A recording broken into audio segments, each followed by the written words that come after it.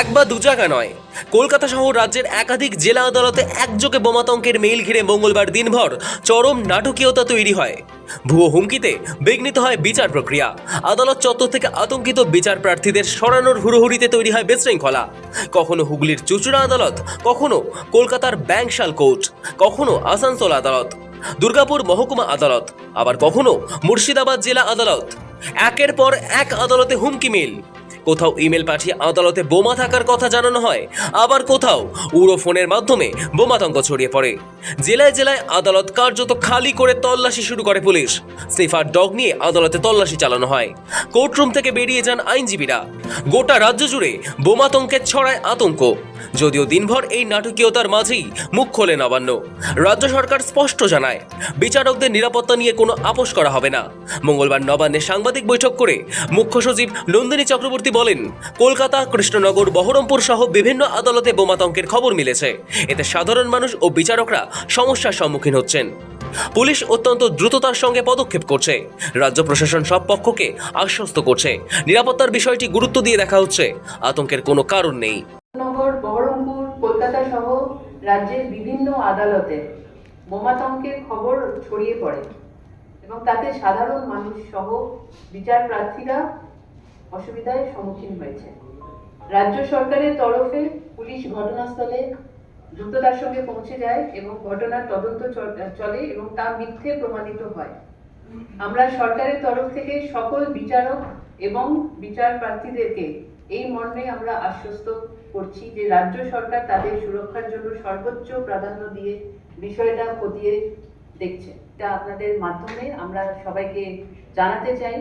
এটা নিয়ে আমরা পুরো জিনিসটাকে নিয়ে আমরা কিন্তু ইমিডিয়েটলি স্টেপস নেওয়া হয়েছে এবং যাতে সব জিনিসটা সুষ্ঠুভাবে চলে, কোনো আতঙ্কিত যাতে মানুষ না হয়।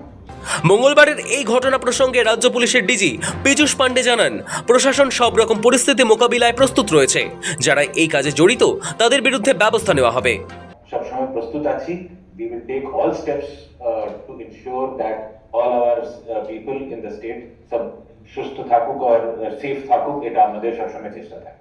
সিটি সিভিল কোর্টে চিরুনি তল্লাশি। জেলার পাশাপাশি কলকাতার ব্যাংশাল কোর্টেও ভুয়ো বোমাতঙ্কের ঘটনা ঘটেছে। এ প্রসঙ্গে কলকাতা পুলিশ কমিশনার সুপ্রতিম সরকার বলেন, কলকাতায় ব্যাংশাল কোর্ট ও নগর দায়রা আদালতে বোমাতঙ্কের একটি মেল আসে। দেরি না করে কলকাতা পুলিশের গোয়েন্দা বিভাগের বম্ব ডিসপোজাল স্কোয়াড সেখানে যায়। পুরো জায়গা তল্লাশি চালায়। বিচারপতিদের সঙ্গে তারা কথা বলে এবং নিরাপত্তার ব্যাপারে তাদের আশ্বস্ত করা হয়। যারা এই কাজে জড়িত তাদের বিরুদ্ধে ব্যবস্থা নেওয়া হবে, সাফ জানিয়েছে কলকাতা পুলিশ কমিশনার। আমরা ওটা দেখছি, এই মেল কারা করেছিল, মেলের তো একটা ট্রেল হয়। আমাদের সাইবার ক্রাইম শাখা এবং আমাদের ডিটেকটিভ ডিপার্টমেন্ট দেখছে।